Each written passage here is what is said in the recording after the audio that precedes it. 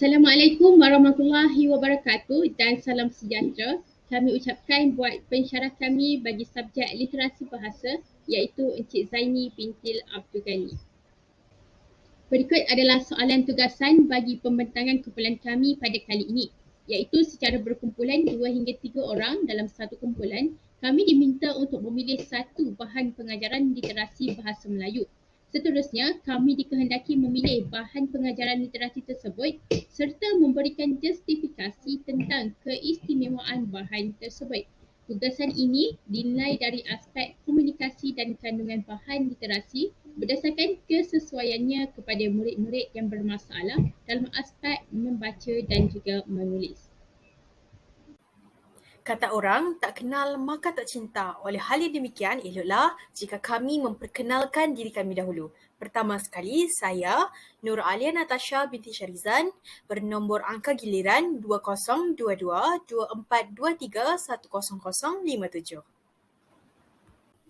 Saya Nur Syamini binti Paizo, angka giliran 2022-4231-0061. Saya Nur Atika Nazira binti Aziz dengan angka gilirannya 2022-2423-10189. Sebelum kami berkongsi dengan lebih lanjut berkaitan dengan bahan bantu mengajar yang menjadi pilihan kumpulan kami, di sini saya kongsikan maksud literasi bahasa secara ringkasnya. Menurut Kamus Dewan edisi keempat 2017, literasi merujuk kepada kebolehan menulis dan membaca, iaitu celik huruf. Manakala secara etimologisnya, istilah literasi berasal daripada bahasa Latin, iaitu literatus, yang bermaksud orang yang belajar. Video ini akan tertumpu kepada dua aspek dalam penguasaan literasi. Yang pertama, literasi membaca dan yang kedua, literasi menulis. Bagi literasi membaca, terdapat 3 peringkatnya. Yang pertama, peringkat prabacaan. Prabacaan merujuk kepada aktiviti yang mendorong murid-murid dalam meningkatkan ketajaman penglihatan dan pendengaran sahaja. Yang kedua, peringkat mekanis, iaitu bacaan kuat yang mementingkan sebutan huruf dan bunyi yang betul serta intonasi, nada dan tekanan yang betul akan ditekankan dan dilatih. Bagi peringkat yang ketiga, peringkat mentalis, peringkat ini adalah murid membaca secara senyap yang memberikan penekanan terhadap aspek kefahaman dalam membaca. Seterusnya, kita lihat penguasaan literasi menulis yang mempunyai 3 peringkat juga. Yang pertama, peringkat pra-menulis, kedua, peringkat mekanis dan ketiga, peringkat pelahiran. Bagi peringkat pra-menulis, ini adalah persediaan sebelum murid dapat menulis dengan kemas. Bagi peringkat mekanis pula, peringkat ini akan melatih murid untuk membentuk lambang-lambang tulisan. Dan peringkat yang ketiga, peringkat pelahiran, peringkat ini melatih murid untuk melahirkan fikiran mereka secara bentuk bertulis. Seterusnya, saya akan menerangkan tentang kepentingan bahan pengajaran literasi bahasa. Yang pertama, ia dapat memberikan kefahaman kepada murid-murid. Bahan bantu mengajar ini dapat memberikan kefahaman murid untuk memahami suatu konsep dengan lebih mendalam untuk menarik minat murid sendiri dalam pembelajaran di sekolah. Yang kedua, meningkatkan mutu pelajaran. Apabila peningkatan dalam mutu pelajaran, maka murid-murid dapat menyelesaikan pelbagai kaedah pengajaran dengan lebih mudah. Yang ketiga, sesi pembelajaran yang menyeronokkan. Guru-guru menyampaikan pengajaran dengan lebih menarik, secara seronok dan mudah yang menyebabkan murid-murid lebih faham apa yang diajar dan sesi pembelajaran lebih menarik jika berlangsung. Yang keempat, yang terakhir ialah memperoleh pengalaman baru. Apabila guru menyediakan pengalaman baru kepada murid, maka dengan mudah sesi pembelajaran itu terjadi dan lebih berkesan kepada murid-murid.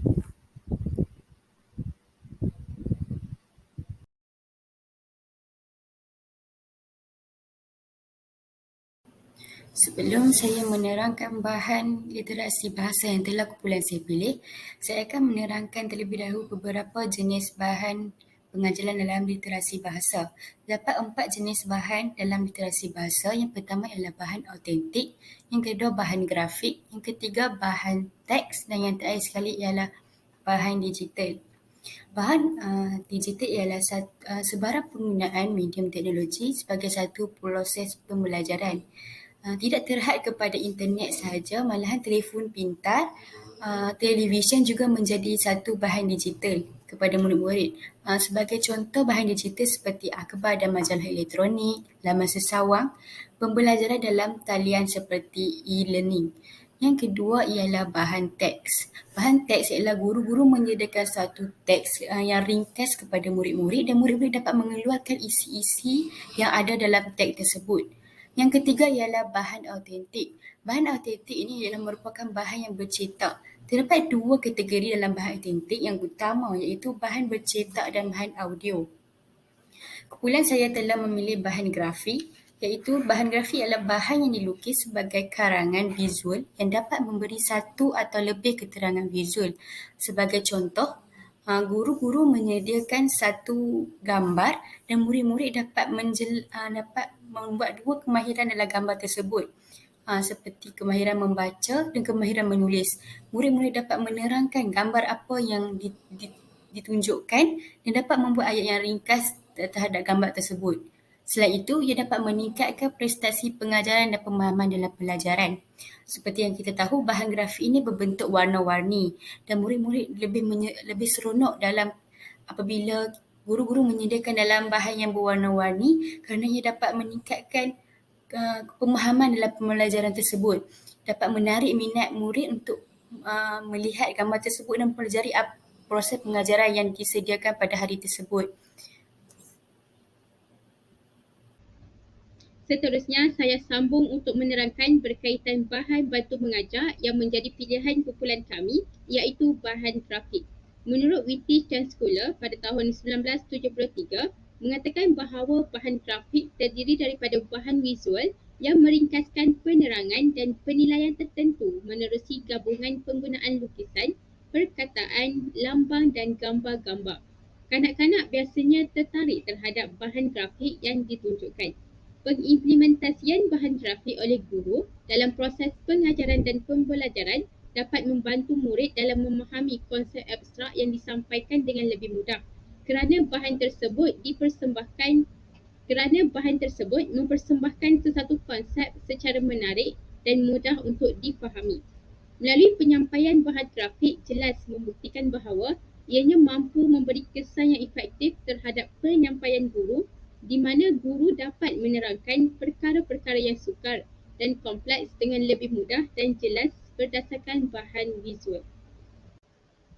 Untuk pengetahuan semua, kumpulan kami memilih bahan bantu mengajar yang berbentuk grafik, iaitu berunsurkan kepada penggunaan kad bagi mendidik murid-murid tentang peringkat awal pengajaran yang mana melibatkan aktiviti membaca dan juga aktiviti menulis.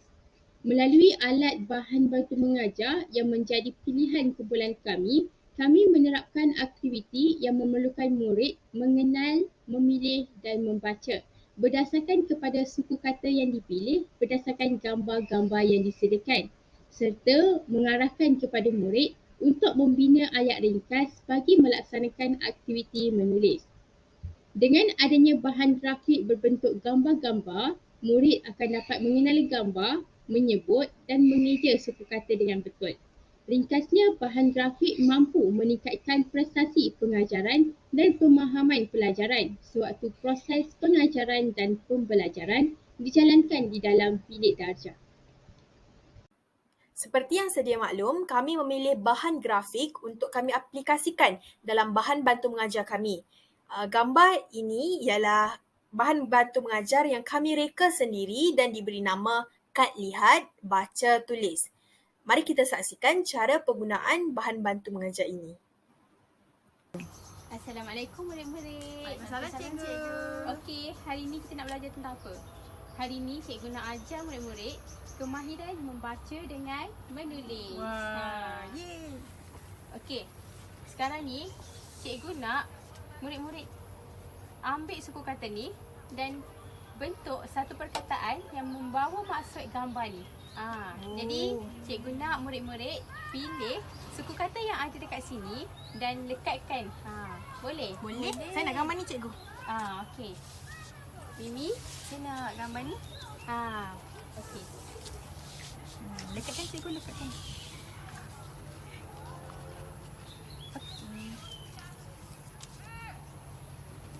Jadi cikgu nak kamu berdua pilih apa perkataan suku kata yang membentuk gambar yang kamu pilih tu. Cepat. Taklah ni. Ro dengan Pilih ko. elok-elok. Jangan gaduh-gaduh. Ro dengan ko ke cikgu? Tasha, tengok elok-elok. Ni gambar apa? Roti. Jadi RO. Awak punya lah aku. Betul dah ke tu? Betul. R-O-T-I-T. Roti. Mimi, eja yang awak punya. Biu, bu, keyu, ku. Buku. Pandai. Lepas tu kita nak kena buat apa cikgu?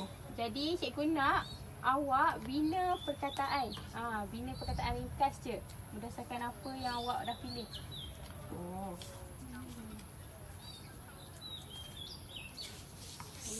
Sa. Bina yang elok-elok.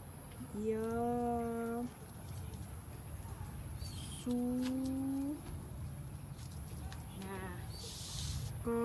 Cepat-cepat, cikgu ada hadiah. Saya dulu menang cikgu. Ma.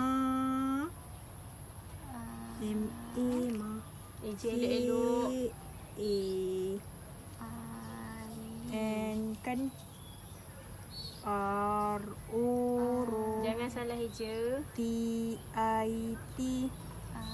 Yes, saya menang. Alah. Okey, saya nak Tasha awak eja satu-satu huruf ni sampai bentuk Boleh, satu ayat. S-A. Sa-Y-A. Ya. Saya. S-U. S-U. Su-K-A-Ka. Suka. M-A. Ma. K-A-N kan. Makan. R-O-T-I-T. Roti. Betul tak, cikgu? Pandai Tasha. Yeay. Jadi ayat penuh awak apa? Saya suka makan roti. Pandai. Jadi Mimi, ayat awak pula. Baca elok-elok. A-A-L-I-Li. Ali. Tulisnya. A-A-D-E-Da. Ada. Biubu. Keyuku. Buku. B-A-Ba. Ayuru. Baru. Pandai dua-dua. Okey, jadi awak semua dah pandai lah ni. Ye, dah Baca pandai. dengan tulis. Jadi esok kita sambung pula mendengar dengan bertutur. Terima kasih cikgu. Terima kasih cikgu. Terima kasih. Di sini saya kongsikan langkah yang boleh diambil dalam mengaplikasikan penggunaan alat bahan bantu mengajar dalam proses pengajaran dan pembelajaran di dalam bilik darjah. Misalnya, guru boleh untuk memperkenalkan topik baru untuk menjelaskan dan mengukuhkan idea, konsep atau prinsip, melaksanakan aktiviti atau tugasan serta menilai tahap kefahaman murid-murid dalam proses pengajaran dan pembelajaran di dalam bilik darjah. Alat bahan bantu mengajar dan penyediaan yang kurang menarik akan menyebabkan pelajar hilang fokus terhadap penyampaian pengajaran guru. Akibatnya, pengajaran dan pembelajaran kurang berkesan dan objektif pembelajaran tidak mampu untuk dicapai. Oleh yang demikian, animasi dan grafik jelas mampu membantu di dalam menerangkan sesuatu konsep yang kompleks dengan mudah dan berkesan.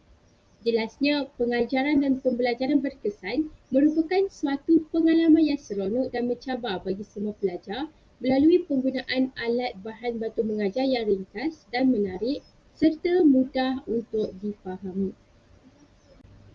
Berdasarkan bahan bantu mengajar yang menjadi pilihan kumpulan kami iaitu berunsurkan kepada bahan grafik, ianya terbukti mudah untuk difahami oleh murid pada peringkat awal proses melaksanakan aktiviti secara beramai-ramai dengan rakan-rakan sekelas walaupun terpaksa menghadapi halangan bahasa komunikasi yang berbeza.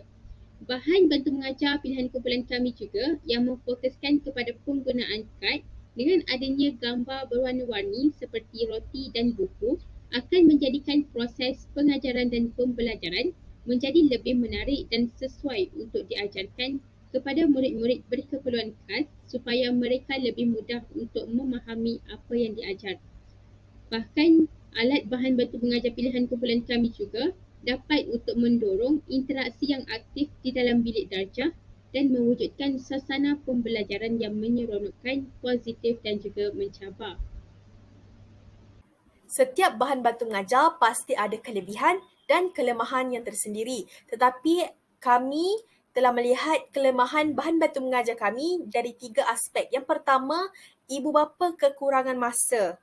Begitu juga dengan guru. Guru juga kekurangan masa untuk menyediakan bahan bantu mengajar kerana lazimnya murid di dalam kelas adalah melebihi 20 orang. Oleh hal yang demikian, guru tidak mempunyai masa dan tenaga yang banyak untuk menyediakan 20 bahan bantu mengajar untuk setiap murid. Dari segi ibu bapa pula, ibu bapa kita ketahui mereka berkerjaya dan aktiviti-aktiviti penyediaan bahan bantu mengajar kami ini memerlukan masa yang lama kerana penyediaannya adalah manual. Perlu menggunting, perlu menggam dan sebagainya. Oleh itu, saya rasa ibu bapa kurang masa untuk menyediakannya. Yang kedua, dari segi penggunaan bahan, saya rasa bahan bantu mengajar kami ini akan berlakunya pembaziran kertas kerana banyak kertas yang digunakan. Kertas yang perlu dicetak, perlu digunting dan lebihan-lebihan guntingan itu akan dibuang. Jadi, saya rasa bahan bantu mengajar ini agak tidak mesra alam sekitar dan penggunaannya hanyalah sekali saja. Apabila murid sudah menulis di atas bahan bantu mengajar itu, kertas itu tidak dapat digunakan semula. Yang ketiga, bahan bantu mengajar kami ini berguna untuk bacaan perkataan yang ringkas saja. Seperti yang kita telah lihat pada video sebelum ini, kami menggunakan suku kata yang ringkas, 2 suku kata saja seperti baca, roti, buku dan kami rasa murid-murid perlu bahan bantu mengajar yang lebih kehadapan lagi, mungkin 3 atau 4 suku kata dan mungkin perlu menyelitkan unsur teks untuk mereka memahirkan kemahiran membaca mereka. Itu adalah kekurangan bahan bantu mengajar pilihan kami yang kami dapat lihat dan kami akan cuba menambah baik lagi selepas ini. Apabila kami mengetahui adanya kelemahan dan kekurangan dalam bahan bantu mengajar kami, pastinya kami membuat penambahbaikan dan mencari idea untuk menjadikan bahan bantu mengajar kami ini yang terbaik dan boleh digunakan pakai oleh setiap guru di Malaysia. Yang pertama sekali, kami akan menyediakan bahan bantu mengajar yang mempunyai perkataan atau ruang untuk meletakkan perkataan yang lebih panjang supaya mereka dapat memahirkan kemahiran membaca mereka serta meluaskan kosakata mereka, bukan sekadar perkataan yang mengandungi 2 suku kata sahaja tetapi lebih. Contohnya, mungkin perkataan yang mengandungi 2 suku kata boleh digunakan tetapi untuk peringkat-peringkatnya mungkin darjah 1, 2 suku kata. Apabila sudah mahir sikit, sudah meningkat meningkat tahap, contohnya darjah 2, kita boleh aplikasikan bahan bantu mengajar yang mempunyai 4 sehingga 6 suku kata mungkin. Yang seterusnya, penambahbaikan yang kita boleh lakukan terhadap bahan bantu mengajar ini ialah campuran penggunaan pelbagai jenis bahan. Contohnya, bahan digital. Pada era kini, kita ketahui kanak-kanak sudah tahu menggunakan teknologi dan kami rasa aplikasi bahan digital sangat membantu dalam menarik minat mereka untuk mempelajari bahasa. Untuk kita menarik minat mereka mempelajari bahasa dengan cara yang lebih menarik dan lebih rileks. Seterusnya, bahan autentik juga boleh kita aplikasikan dalam bahan bantu mengajar ini kerana contohnya bahan autentik seperti poster dapat kita berikan kepada murid dan murid membaca poster tersebut serta membina ayat berdasarkan pembacaan dan pemahaman mereka terhadap poster tersebut. Dan yang ketiga, penambahbaikan yang kita boleh lakukan ialah bahan bantu mengajar yang boleh digunakan pakai semula. untuk kita melestarikan alam sekitar. Contohnya bahan batu mengajar kita itu kita boleh menggunakan bahan yang lebih tahan lasak. Contohnya cardboard. Cardboard adalah kalis air dan mungkin papan putih yang kecil kita boleh letakkan di atas bahan batu mengajar itu supaya apabila murid sudah menulis ayat yang mereka cipta berdasarkan gambar, mereka boleh padam balik dan gambar yang baru dilekatkan, mereka boleh menulis semula di atas bahan batu mengajar itu. Oleh itu, bahan batu mengajar itu tidak akan digunakan sekali dan dibuang. Sebaliknya akan digunakan berkali-kali dan mungkin kita boleh gunakan untuk kelas-kelas yang lain juga. Sekian, itu sahaja dari kumpulan kami. Terima kasih.